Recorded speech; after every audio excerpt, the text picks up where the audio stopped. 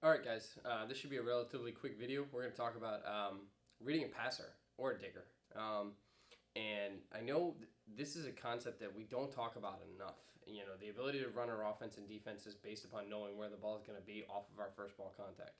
So it really is a very important skill for everybody on the court to be aware of. And there's a number of reasons why, but let's go with the why simple right now. Setters, obviously, to anticipate where the pass is going to be. I'm not even going to talk more about it. It's that simple. Hitters for the set calls. If we can identify where the pass is going to be, we have a pretty good idea where the pass or the dig. We have a pretty good idea what sets we're going to be able to run, and we'd like to get those set calls even before the ball is being passed or as the ball is being passed, so we give the setter time to actually think through that process.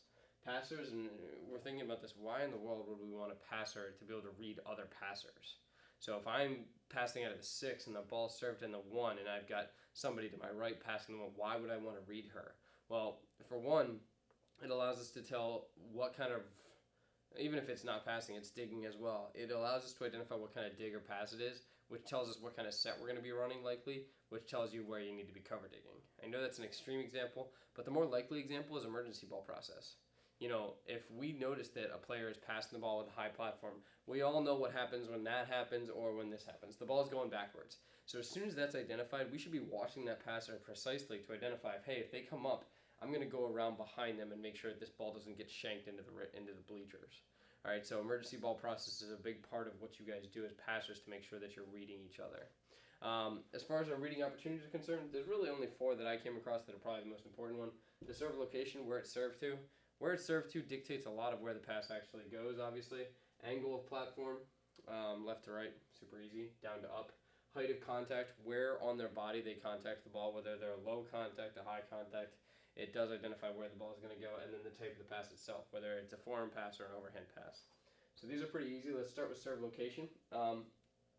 When I do this, I'm giving you an example just to get you to understand the theory of understanding where the ball can go based upon where the server is. So this is the server serving out of 1 in all 3 examples. The first one serves straight down the line, and that's on the left line seam of the 5 passer. Okay.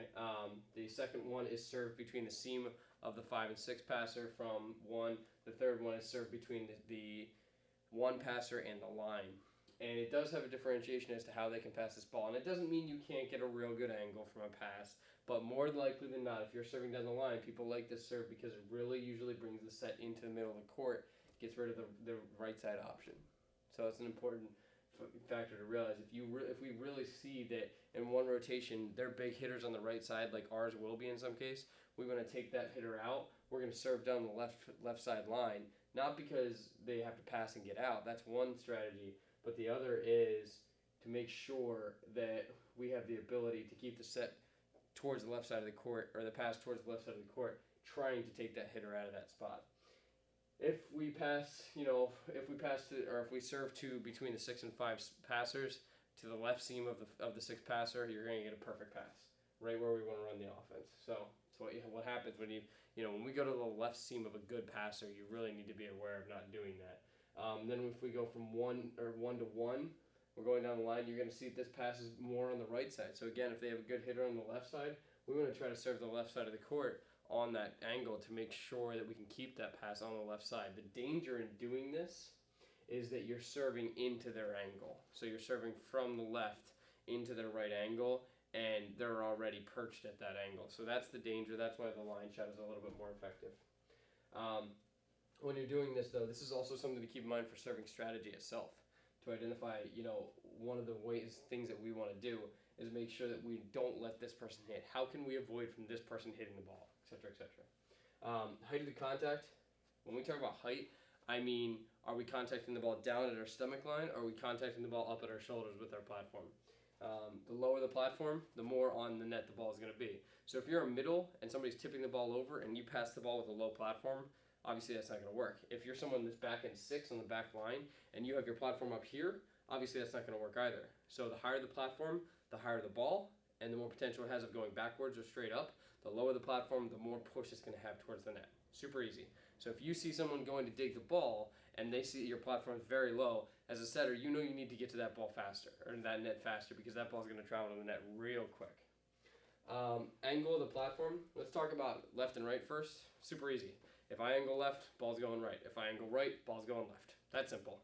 So as a setter, you know if you've got a 5 defender who the ball's coming across from them and their angle's here, that ball's not going back into the right side of the court. It's going to split the 3 and 4 spots. So that's when you know you can start to cheat that way. And then we talk about the angle of your platform in regards to the wrists. And what it's a hard way to explain this, but if my wrists are down, okay, and even if I'm making left or right, whatever the case is, we talked a little bit about this with the height, but it does coincide with that. But if my wrists are down, it's going to eliminate the arc on the ball because it's going to be sending the ball forward. If my wrists are up, it's going to increase the arc dramatically. And this is where we see a lot of passers when they're going back for a deep ball, they get caught up here. As soon as the person's caught up here, our other 2 passers should be standing behind them, ready to pass set a ball 40 feet. It's really easy. As soon as I know that someone's up here, I should literally just already be behind them. It's a really very easy process. Last thing we'll talk about is the type of passing. Just in generally speaking, what kind of results you get from each one. The platform pass has much more arc. It's a higher pass. It's a lower person, so it's a higher pass. And it's a lower contact point too. So there's more time, and that's the key point when we're talking about platform passing is we slow down the game a little bit, which is not a bad thing because we're slowing down the game when we want to and we're speeding it up when we want to. The speed of the game, as far as us allowing to run an offense, is slowed down based upon our passers passing the ball 20 feet high, which comes to is conducive for the platform passing, but the speed of our offense is dictated by the sets themselves. So it's an important distinction to remember. We're keeping it slow when we want to keep it slow to allow us to run everything fast. So we're doing it slow. It's much like an approach. Slow, slow, fast, fast. Same thing when we're running our offense. We're slow so that we can run fast. The overhand pass, I do like the overhand pass. I'm not going to lie. I will stay away from it, for most players because they don't know how to do it. But if you're free balling, anything along those lines, you can double this. You can do whatever you want outside of pretty much catching it. So there's some disadvantages to the overhand pass, but there is dramatically less arc.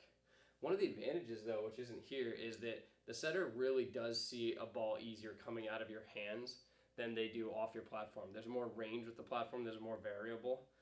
So if you can set the ball, it's a lot easier for the setter to anticipate where you're going to be putting the ball because with a platform, you can change your angle and the ball goes different ways. Setting, you can't change your angle. You're just here and you're pushing in front of you unless you're doing something along these lines, but generally speaking, that's not happening. It's a lower pass, less of an arc, so it does keep the game a little bit faster. It's a little bit more accurate, but generally speaking, you have control over how high it is. It's just most people don't push it that high. If you could really take overhand passing and put the ball 30 feet high, it would give us a lot to work with. And a higher contact point. One of the dangers to be aware of when we're playing a ball deep, just as a side note, if someone comes up high, we talked about the chance of that ball going back. Same thing with the hands. If we reach with the hands high and our thumbs come up, that ball is going off. We need to be aware of that and make sure we're behind that player and covering them. Pretty much it. Crucial point of what we do, though, is it allows us to run that first ball contact is everything that we do. So we need to make sure that we're really reading our team just as much as we are the other side. Thanks, guys.